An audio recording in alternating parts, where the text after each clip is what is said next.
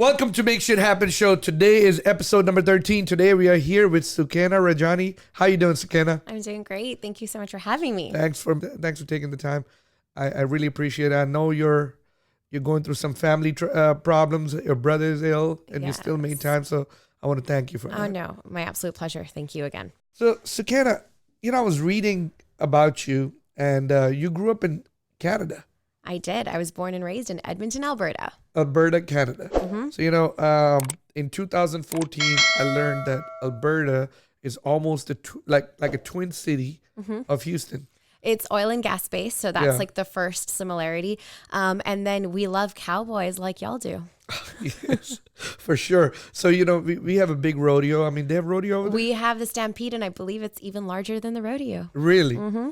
Bigger than rodeo. Bigger than the rodeo. So what they do? They have the same. Yep, like the exhibition, concerts, food. So have you been to rodeo? I have. Have you been to the rodeo cook-off? I have. Okay. Well, I'm telling you. So I've been going to rodeo cook-off. This is gonna be 13th year. I've only missed 1 year in 13 years. Okay, that's impressive. That's pretty. That also tells me you like to party. Well, I'm not gonna say anything about that. I'll always get like one or two rodeo, one or two bands. Yeah. I mean the wristbands, and I'll end up going to maybe about 7 or 8 tents. Don't ask me how. Don't ask me why. Back to the original conclusion. You like to party. I just keep going.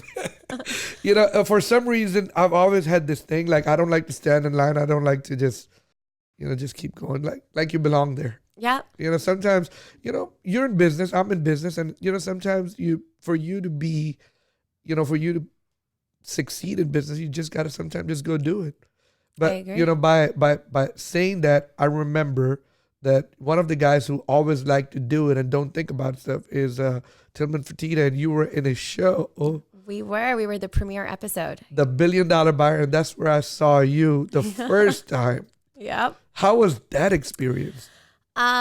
Let me just put it this way. I don't think I will ever hate on the Kardashians ever again. They know how to put on a really good show and film it within a certain period of time on a daily basis. How long did it take to film? It took us about 13 days to film 22 minutes of airtime, of which only 11 minutes was probably me. Like the rest was Tillman. Right. Yeah. So 13 days. And how long was each They were day? like 10, 12-hour days. I mean, they made us go as long as we could. There was one day in Galveston that actually got completely cut out. And we were probably there for about 18 hours.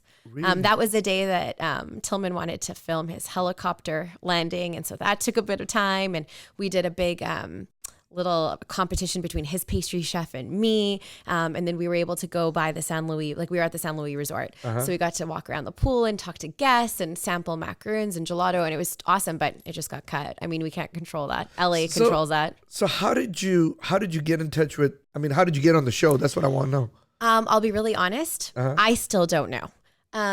I did not audition for the show. I got a call from CNBC once, and you as a business owner, you think they're soliciting. You're like, I'm not interested, click. I'm not interested, click. And finally this one woman was like, listen, I really need to talk to you. Somebody referred us to you. We're casting for the show. And so I told her to call me after an hour because I had spin scheduled. And the way that my life works is that if I don't make it to these things, it just doesn't happen, Okay. So I've learned to now slowly spin cycling. Yeah. Okay. I need to learn to prioritize myself in a little bit of this mix. So, especially after years of not prioritizing myself. So she called me exactly in an hour. And so I picked up the phone. She told me about the show. I told her I wasn't sure about it. And then she dropped Tillman's name. And I'm like, well, I know Mr. Fertitta because Mr. Fertitta and Paige have been our clients when we first opened. And so I'm like, he exists. You can't just name drop. And they're like, yeah, he's on the show. And I'm like, oh, he's a billionaire. I'm like, okay, let me look into this. So that night I went online and I looked at the casting, but the casting was closed. So I was like, why are they contacting me? And then I have South Asian parents. And so of course they start asking you questions about your financials and things about your business that are a little bit more proprietary. And my parents are like, it's a competitor. So they're trying to get information from you. Be careful. Don't tell them anything. And I'm like, oh, I don't know. So I actually did this weird thing, which they all laugh about now, but the casting director's email was just a weird generic email. It wasn't like, casting director at Endemol Shine Group or CNBC. It was like Candra at casting.com or Candra casting at gmail.com. And I'm like, something's shady about Yeah, I don't know this, about right? that. I don't know. So, I would have thought the same thing. so I ended up going ahead and calling Endemol Shine Group, who was taking care of CNBC or the network that they're in. And I was like, hey, are you guys casting for this show? Who's the casting director? She tells me, like, can you forward me to her line? And so, of course, she answers and she's like, hey, Sukaina, I'm so glad you called back. And I'm like, she's like, why were you calling? I'm like, I was just making sure you were legit, like just straight up. So I actually don't know how we got referred. They said that someone went ahead and referred us. They were really interested in making us the premier, like, feel good family episode, especially since we were in the heart of River Oaks, where, you know, Tillman's house and family are. And so that's kind of how it started. So does him or his wife or still come and visit you? So now they have their own pastry chef for the pastry shop that they've opened up at Post Oak Hotel. Okay. So they can get macarons from there. But we do still bump into each other a lot, and they are a lovely, lovely, lovely family. You've been to Post Oak Hotel? I've been there. Yes, in fact, Did he at least give you the membership for Oak Room or something? You know what? I'll throw that pitch at him the next time I see him. Next time you see him? Yeah. Yeah, that's a nice place. You've been to the Oak Room? I have. Yeah, nice place. You need to It tell is. him, hey. Great view. You need to tell him, let me be the member over there. Yeah, at least just do that much, right? least You do didn't that give me a much. deal. At least give me this. Yeah. A complimentary. So did you get a deal with them? No, we did not. And the reality of the matter is that macarons are a very like luxury product, and most of the restaurants that Tillman's a part of were not really the clientele that would want macarons. So Post Oak Hotel, the casinos, and you know that new little pastry shop that he did were definitely, but the volume just wasn't high enough, and we couldn't agree on pricing. I was a little bit too expensive. So basically the show was real, like the pricing was higher than he wanted. And then he said, hey, I'm sorry, I'm not going to do it. Blah, Yeah. blah, blah. Yeah. So nothing, but he probably just bought it from you just for his employees or something like that. It was, well, usually beforehand, it was for family, right? It was for functions or parties and things like that. So, but on a business level, no, we didn't end up doing it. Okay. So now, you were telling, I was reading your bio and it said that you had went to school for Pharmacology. Pharmacology. Yeah. So Tell us, what is pharmacology? So pharmacology is basically drug science. It's what you would do leading up to becoming a pharmacist if that's what you chose to do, if you wanted to dispense. I didn't, but then I soon realized I also could not stare at a microscope all day. Like, I'm far too social for that. And so I did another degree in secondary ed. So I actually taught high school biochem and physics for a year. And then from there, I started my master's in rehab med. And that was a little bit short-lived, unfortunately. I ended up getting married. And the story is that I had a semi-arranged marriage. And I always say this, like, it wasn't like arranged. My parents didn't put a gun to my head. It was, we were good on paper, not good in real life. And that's what actually brought me to Houston. So the guy was from here. And, South Asian culture, the girl moves to where the guy is at normally. And so I moved here and I didn't resume grad school, but I started doing my master's in holistic nutrition online. And from there, I ended up opening up my own holistic wellness and nutrition practice here in Houston that was also located inside of a yoga studio. So then I, at the same time started teaching yoga. And during that time, I ended up actually getting divorced. In the midst of that, I had this new business that I really wanted to work on, and somehow my parents just kind of let me have some time with it. Wow. Normally... And the new business is Macaron Baptiste. No, that new business was just my clinic. Oh, clinic. And so, normally you go back home to your family. And so the conversation was, Mommy, Daddy, I just started this, and can you just give me a few months to see if this will get anywhere, So it was great. I worked with a lot of children with ADD, ADHD, or on the autism spectrum. I worked a lot with individuals with IBDs or Crohn's disease, ulcerative colitis, IBS for lack of better term. And the thing that really got me interested was the fact that my brother has Crohn's disease, right? So I was already naturally gravitating towards learning more, understanding more, researching more. And I had a great experience with another holistic nutrition practice in Virginia, which got me compelled to kind of do it here. So the practice was good, but through that, I started randomly making macarons for the young little kids that would come see me, because who wants to be the lady who's like kale and pineapple smoothies all day long, Right. So I would go ahead and I looked for macarons in Houston. This was about 10 years ago, and it wasn't there. I mean, macarons are very specific, and they also have a really terrible shelf life. It's like one day. So if people don't buy them, they go stale really quick. And so a lot of pastry shops weren't carrying them. If they did, they weren't good. The other thing is they're really expensive to make. So tell me, where did you come and I'm gonna rewind this. Yeah. Let me rewind it a little bit. So you were in Alberta, Canada. You got married. Yeah. Moved to Houston. Yes. Family stayed in Alberta, Canada. Yes. Mom and dad. Yep. Where are they at now? Here. They moved over here. Here. My whole family's here. Mom, dad, brother. So you got divorced, and did parents move after you got married, or They moved you got divorced? after Macaron business started. Okay, so So my brother became my business partner, and then a couple years later, my dad came and looked at my QuickBooks and told me, he's an accountant. Okay. And he told me I didn't know what I was doing, Gotcha. which he was absolutely right. So slow motion again. You got divorced, started this holistic business. What is the holistic? It was a nutrition practice, like a holistic wellness and nutrition practice. Holistic wellness practice. You started that. Parents were still in Canada. They came to visit you. They're like, you know what? You don't know what you're doing. We're going to move over here with you. No, so I did the holistic wellness and nutrition practice, started making macarons, suddenly had catering companies call me, and I was starting to make them out of my apartment. I'm talking like 800 to 1,000 macarons a week. And then my brother was like, we should open up a business. And I'm like, we should. And he thought macarons. I'm like, we don't know what we're doing. So he moved here. We opened up the business 2 years later. My parents moved Your here. parents moved. Okay, so now we get the whole timeline. Because my parents, I mean, they were empty nesters at that point, and really, I think they wanted to be around my brother. They more want to than be me. around you. You named it Macaroon by Patisse. Yeah. Who's Patisse? Kind of me. It's so silly. Okay, so when I started the company, it wasn't just going to be macarons. Okay. And so when when Facebook 10 years ago, I thought I'd call it patisse, short for patisserie in French. French. It would be like American French, like, oh, where'd you get that? I got it at Patisse. It sounded good. Yeah. And then when I got into River Oaks, they of course had exclusives. And so they were like, well, there's La Madeleine here and Epicure. You have to pick one pastry. Yeah. So I had 100 followers, Sam, and I needed those 100 followers to know that I was macaron by Patisse, which is ridiculous now. And so now I don't tell anyone that story because people think I'm Miss Patisse. I get cards addressed to me as that. People think I'm Chef Patisse. So we just go with it. Somebody even named their dog after me. And I was like, okay, we're just going to go with this now.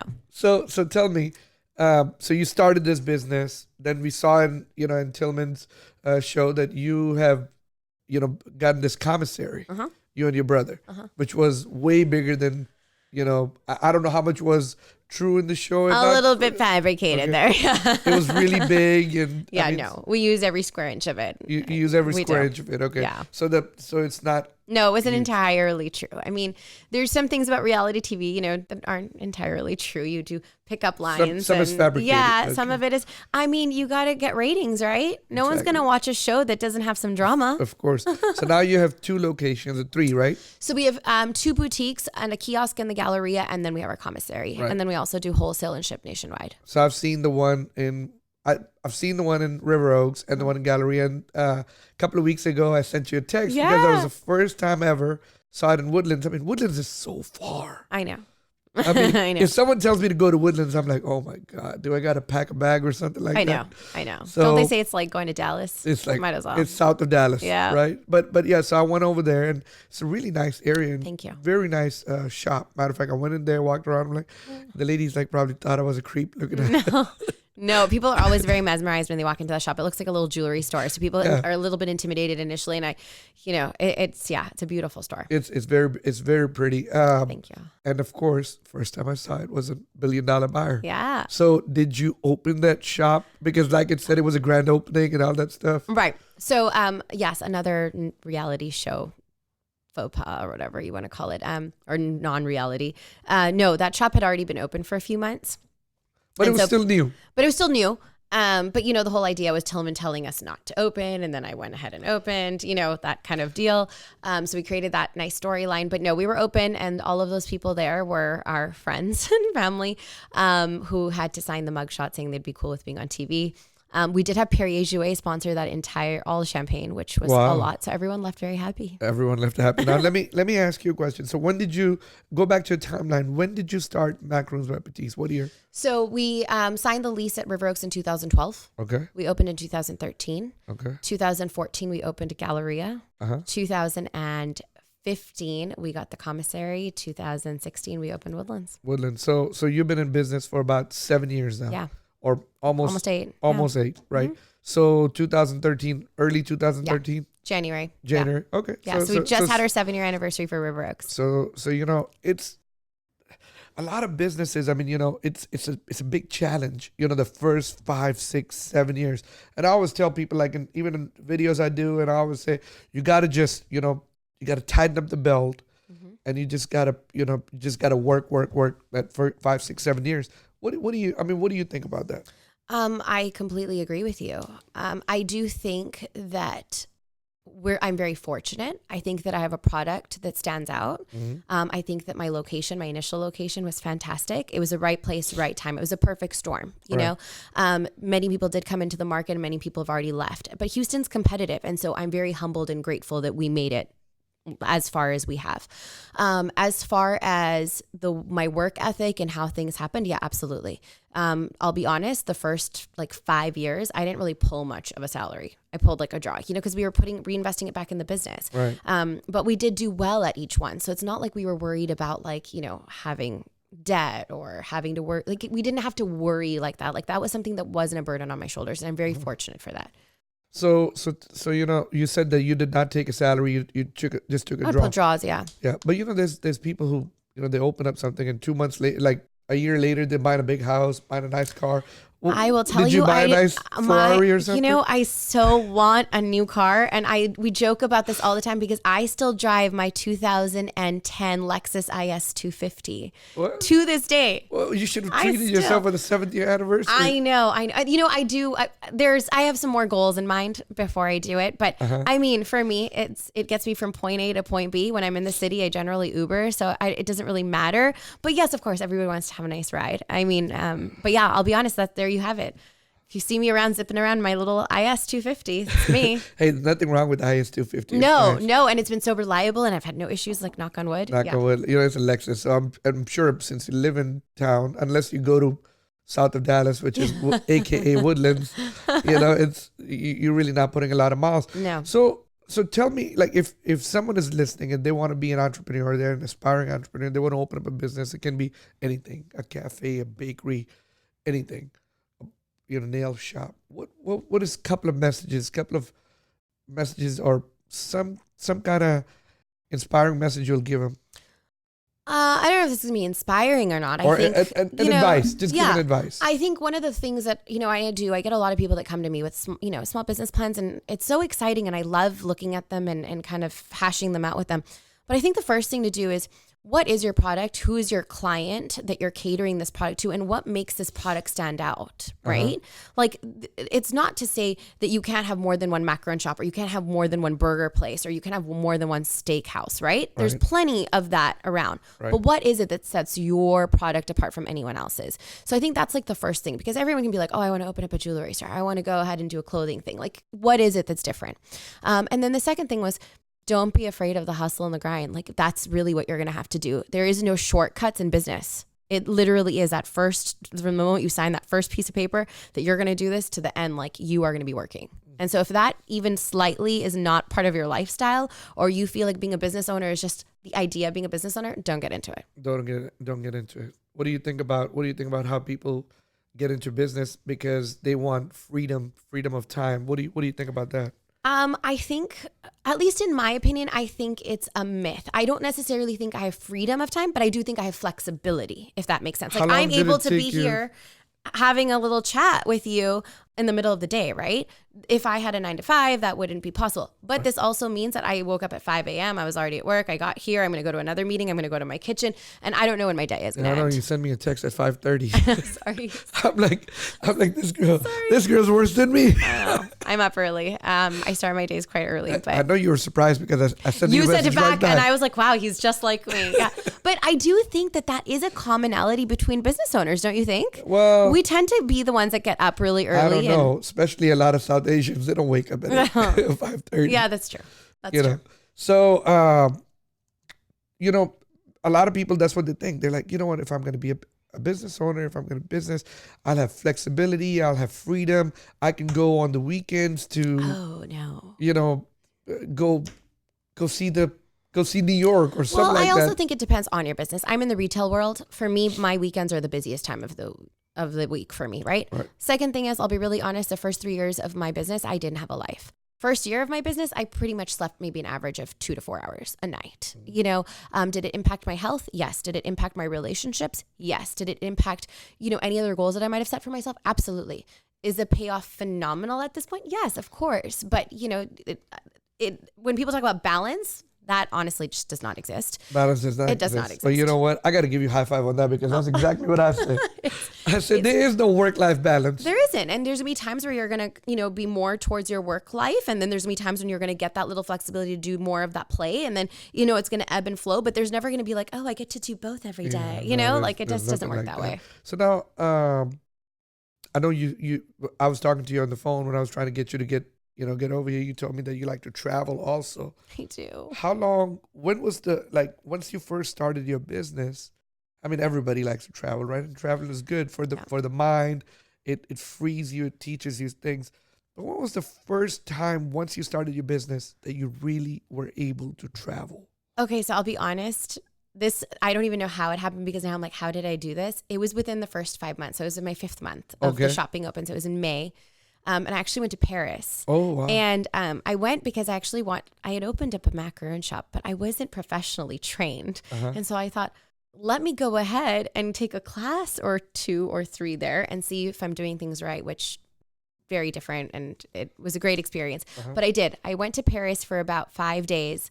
And then I was back, and then I didn't travel again for another. So basically I try to dedicate one time a year where I travel, and it'll be like a week. Now, leading up to that, I have everything in place. Like, people know that there's blackout periods. You're not allowed to take time off. You're not allowed to get sick. You know? But I'm also lucky. I work with my brother. My mom and dad are involved. So having family there, it makes it a little bit easier. But generally one major trip a year that's international, and then like small little trips if I can. So go 5 months, and then after that, when was it? The next a year later. A year later. Yeah. Well, awesome. So that's good. So,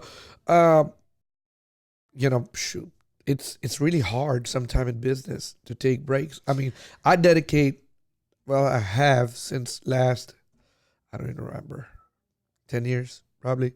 Try to take maybe like you know, one family vacation and you know, one maybe like a little getaway or something like that.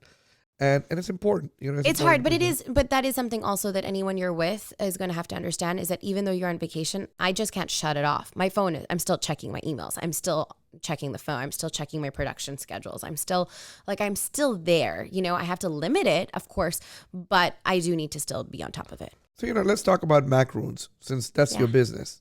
There's hundreds of places that make macarons, right? And you just said, what makes you different, right? So what makes you different? I mean, you know, H-E-B sells macarons now. Kroger sells macarons. Have you tried them?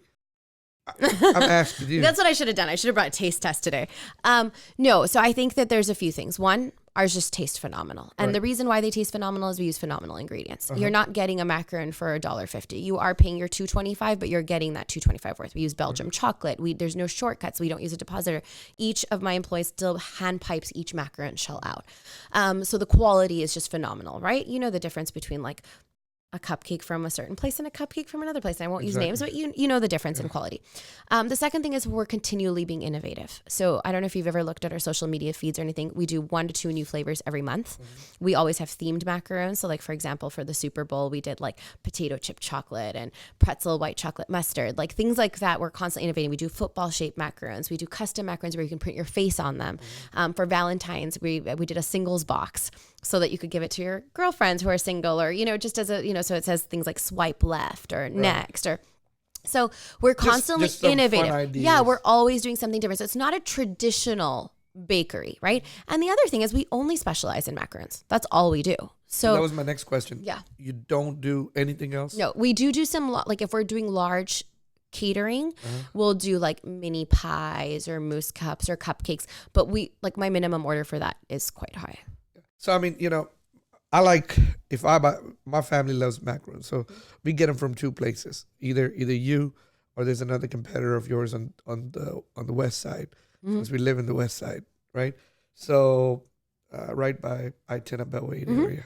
And I mean, you know, of course, the macarons that we get from one of you places or versus macarons from Kroger's taste totally different. Well, and I think it just also goes back to the whole stale factor. you have to think about turnover, right? If that person's not turning over that many macarons, within a day they're stale. Yeah. So, think how many people are really buying So the shelf life of a macaron is 1 day. 1 day. Okay. And why is that? So they just they're a pastry. They have meringue in them. They're made with like egg whites and almond meal. And so the egg whites tend to dry them out really quick.